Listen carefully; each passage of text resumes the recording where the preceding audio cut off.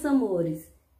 Saudade, quero desejar a você uma excelente semana e nós vamos começar a nossa semana com a nossa primeira aula de língua portuguesa. Hoje a nossa aula é o reconto, mas antes de entrarmos nesse ponto, nesse assunto, precisamos lembrar o que é um conto. Por falar em lembrar, quando nós iniciamos o ano, lá no colégio ainda, você tinha recebido o seu primeiro volume da apostila e lá nós trabalhamos contos. Você lembra da história da galinha dos ovos de ouro?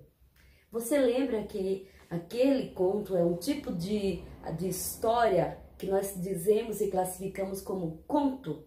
Você se recorda que nós fizemos várias pesquisas e fomos entender as características de um conto? Você se lembra? Então, agora no seu volume 3, na página 7, também veio mais um conto. O conto do garotinho que fez 7 anos e tem uma história linda com o avô dele. Nós já estudamos semana passada, teve os exercícios e tudo mais. Mas eu quero te ajudar a lembrar o que é um conto. Vamos lembrar um pouquinho do conto? Muito bem, o que é um conto? Eu vou deixar aqui essa primeira imagem aí, lembrando do conto. E eu quero ver com vocês o seguinte. Conto faz parte dos textos que são narrados. Então, quando eu digo assim que conto é uma narrativa, o que a gente está dizendo com isso? O que eu entendo disso? Primeiro, vamos entender a palavra narrar, narrativa e narrar. Narrar é contar. Quando eu digo que é um texto narrativo, eu estou dizendo que é um texto narrado. Quando eu falo assim, ó, agora eu vou ver um texto narrado, é um texto contado. Ele pode ser contado, narrado oralmente, ou pode ser narrado, contado da forma escrita. Então, primeira característica de um conto, ele é um conto narrativo, ele é um conto narrado, contado. Outra característica que não pode esquecer é que tem esse narrador. Se ele é um conto narrado, existe o narrador. Narrador é aquela voz que está contando aquela história. Pode ser uma história verdadeira? Pode, mas geralmente são histórias fictícias, imaginárias. Lembra do conto da Rapunzel, o conto das fadas, conto de fadas que a gente fala? Todos aqueles contos clássicos imaginários. Por que imaginários? Porque são fictícios, são inventados. As lendas também são narradas? São. Também são fictícias? Sim, porque são imaginárias, não são verdadeiras. Certo? Pode existir contos baseados em fatos reais? Isso é outra história para outra aula, mas eu já te respondo que sim. Baseado em alguns pontos, mas que tem muitos detalhes também imaginários, tá bom? Então, assim, em um conto, primeira coisa que a gente tem que lembrar de característica do conto é que existe um narrador, existe uma pessoa quem conta a história, tá? No conto do garotinho com o vovô, que faz 7 anos, quem está contando aquela história é o próprio garoto, né? Ele começa dizendo, lá estava meu avô, lá estava como sempre estivera. Então, quem está falando do avô?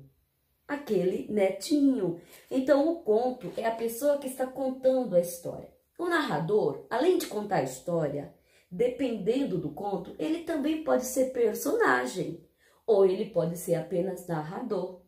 Não tem problema. Vai ter conto que o narrador vai ser apenas narrador. E vai ter conto que o narrador também vai participar da história. E quando ele participa, ele é personagem. Por exemplo, nesse conto do garotinho aí que fez 7 anos, ele participa da história? Sim. Existe discurso, existe diálogo, a fala do avô e dele? Sim. Ah, então vamos entrar agora para um outro ponto. Todo conto, além de ter o narrador que está contando a história, existe também personagens. Pode ter mais de um personagem. A ideia é que não tenha muitos personagens. Por exemplo, No conto aqui do garoto que fez 7 anos, tem o próprio garoto, que também é narrador, tem o vovô dele, tem o papai e a mamãe. 4 personagens. Ótimo. Por que não pode ter muito? A ideia é que a gente não coloque muitos personagens, senão o conto ficaria grande demais com 5, 6 folhas. Outra característica do conto, ele é um texto curto. Opa! Texto curto, galerinha, não significa 5 linhas, não significa um parágrafo ou 2, não. Texto curto, um conto curto é aquele que você faz no máximo em 1 folha ou 1,5 folhas, tá bom?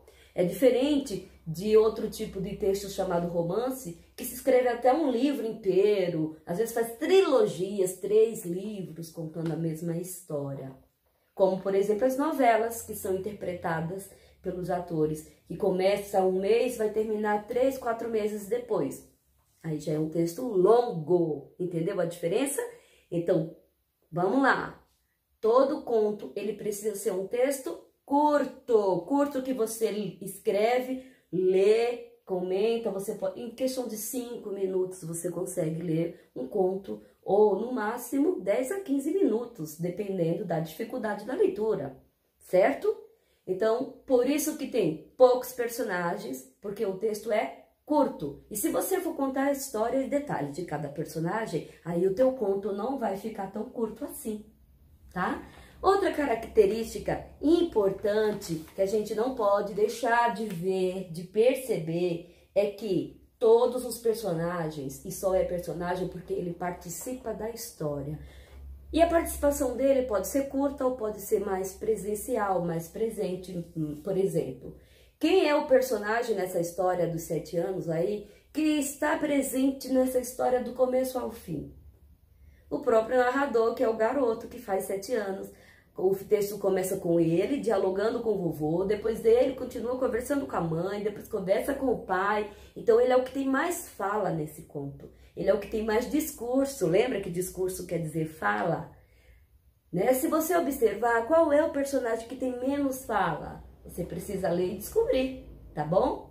Então vai ter assim, vai ter aqueles personagens, eles terão suas participações. Às vezes a participação de um personagem não é nem falada, às vezes é contada pelo narrador. Por exemplo, depois que eu saí, o meu avô ficou pensativo, ou meu pai ficou pensando nas memórias dele, certo?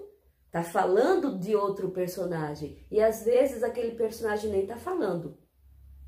Outro ponto é o enredo. O que é o enredo? É pensar, gente, como você vai contar aquela história. Quais os detalhes que vão fazer parte daquela história? No começo, no meio e no fim. Esse enredo precisa ser ter muita atenção, que é para você perceber a introdução da história. E quando alguém estiver lendo, perceber que está na metade da história e perceber que já chegou no ponto final.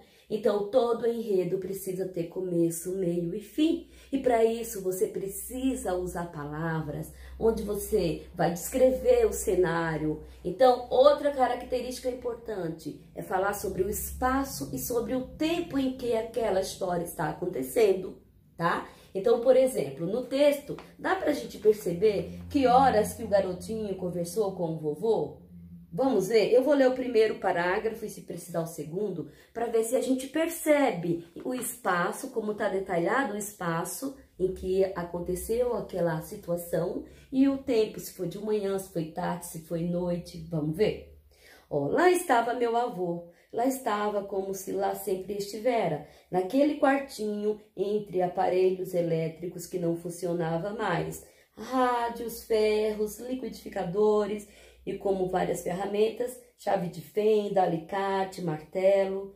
Quando, mais novo, porém, ele fora dono de uma loja de aparelhos de eletrodomésticos, a primeira na nossa cidade, com ele criando uma família de 8 filhos. Depois, com o avançar da idade e suas limitações e doenças, foi se afastando da loja e em seguida do convívio social, recolhendo-se à sua casa. Ao morrer a minha avó, aceitou morar com um dos filhos.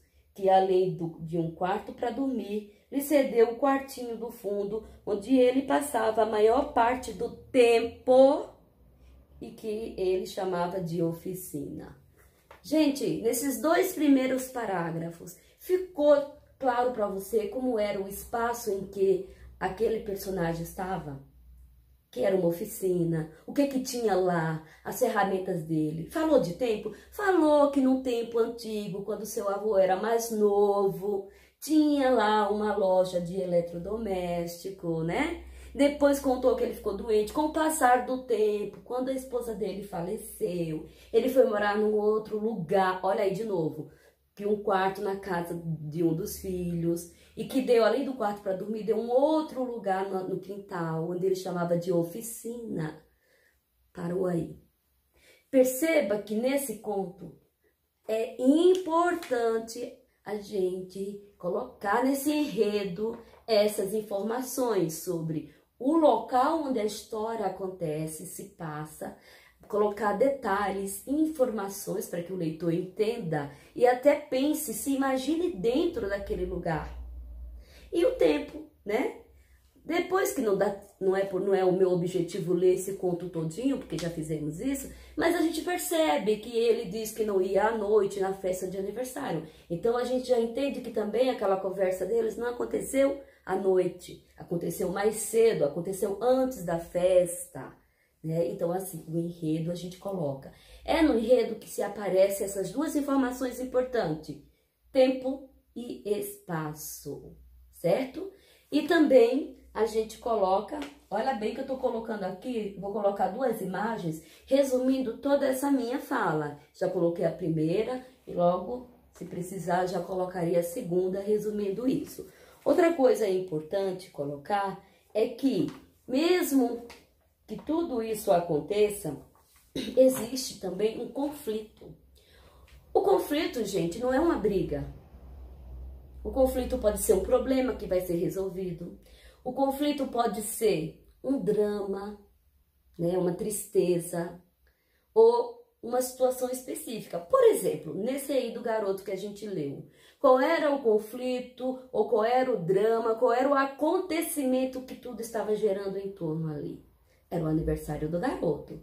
Mas o drama principal foi o presente que ele ganhou do avô, que foi uma bússola, né? Que trouxe lembranças do avô, lembranças também do pai dele, certo? E aí, nesse enredo, vem pra gente, a gente já entende que está na parte final do fim, quando esse conflito, quando esse clímax, é a parte mais emocionante, o clímax, o conflito, tá? A gente chama de conflito ou clímax. Então é a parte mais emocionante da história. E a gente percebe que já está encerrando a história quando a gente vê aquele clímax ou aquele conflito, aquela situação se resolvendo, certo? Gente, eu falei para vocês bem rapidinho a história de um conto, resumindo para você o que é um conto. Eu vou agora deixar um vídeo bem curtinho, só para te lembrar o que é um conto. E eu volto em seguida para a gente falar um pouco sobre a próxima tarefa, que é o meu vídeo, que é o reconto. Volto daqui a pouco.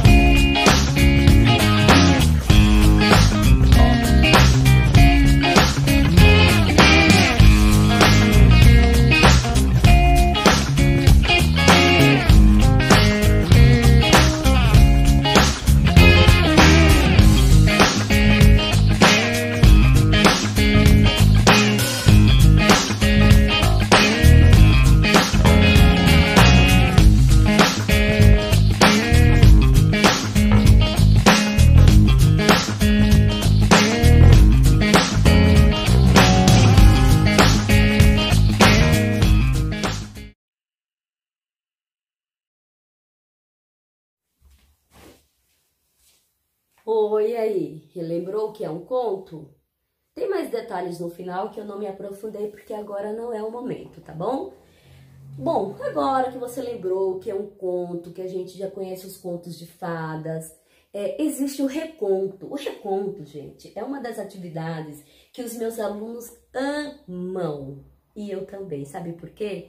Porque é nela que você vai trabalhar com a história original, com o que é a história, o conto original. E a partir daquele conto original, você vai poder recontar o mesmo conto, só que recriando.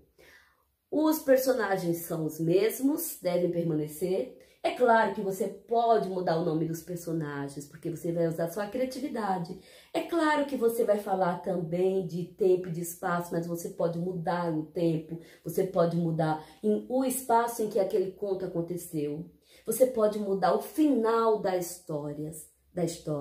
O clímax ou conflito, que é o momento mais emocionante da história, você também pode dar mais detalhes ou ênfase, pode mudar o foco do problema, certo?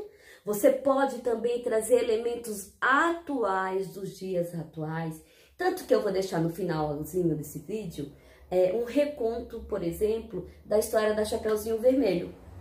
Então lá ela usa celular, ela faz selfie, ela dá de presente também para o amiguinho dela. O lobo, que era o seu inimigo, vira o seu melhor amigo. Acaba fazendo um piquenique com a vovó. Olha só, os mesmos personagens. Mudou o enredo, mudou a história. A estrutura permaneceu. Tem narrador, tem personagens. Mudaram, tem começo, meio e fim. Nesse começo eles detalham bem o tempo, o espaço. Eles falam também do clímax da história e também fazem o fim da história, retratando toda a forma de como finalizou aquela história. Então, na sua página, no seu livro, na página 23, está escrito lá, reconto. Tem três exercícios onde você vai trabalhar com a forma de recontar o conto do garotinho que fez 7 anos. Mas eu achei bem importante te lembrar o que é um reconto, antes de você fazer essas atividades, as quais faremos a correção em nossa live hoje, tá bom? Beijo e até depois. Queira contar e dar um outro final para ele, né? Neste caso, a gente vai estar usando de referência a Chapeuzinho Vermelho. Então, nesse reconto modernizado, eu vou usar uma criatividade e um final feliz, né? Então, o título seria O Piquenique da Chapeuzinho Vermelho. Então, olha só. Era uma vez uma garotinha muito boa de coração, que vivia na fazenda de seus pais no campo. Todos a chamavam de Chapeuzinho Vermelho. A menina amava colocar seu vestidinho vermelho com capuz que sua avó tinha feito, especialmente para ela usar quando sentisse muita saudade. Todos os sábados, Chapeuzinho Vermelho ia visitar sua vovó, que morava do outro lado do bosque, e no caminho ela sempre via um lobo sentado na beira de um rio olhando para a água e falando sozinho. Um belo dia, a garotinha que amava muito animais resolveu combinar com a sua avó de fazer uma surpresa para o lobo, um piquenique inesquecível. Ela tinha certeza absoluta que isso o deixaria muito feliz. Então, levaram para esse piquenique docinhos, lanchinhos, sucos, pipoca, uma linda toalha florida e um celular para tirarem várias selfies e registrarem esse momento único entre todos. Era uma tarde de muito sol, os passarinhos estavam cantando por todos os lados, quando de repente a vovó e sua netinha apareceram na beira do rio, ao lado do lobo. No começo ele ficou muito assustado e com medo até, mas depois ficou tão feliz que até soltou aquele sorriso grandão. Pela primeira vez, ele viu que existiam pessoas legais que gostavam dele do jeito que ele era e não fugiam ou tinham medo. Todos ajudaram a montar o piquenique e foi uma tarde incrível. E desde esse dia, todos os sábados, Chapeuzinho Vermelho, quando ia visitar sua avó, ela se encontrava com o lobo no caminho e juntos iam passar um dia para lá de especial e divertido na casa da vovozinha. No final, a vovó, a netinha e o lobo acabaram se tornando amigos inseparáveis. E de presente, a Chapeuzinho acabou dando um celular para o lobo, para nunca mais se sentir sozinho. Com esse aparelho, ele poderia ouvir música, se atualizar das novidades e principalmente poderia conversar e fazer uma videochamada com seus melhores amigos, na verdade, amigas, toda vez que sentisse saudade delas. Com tudo isso, o lobo acabou se tornando o animal mais feliz daquela floresta.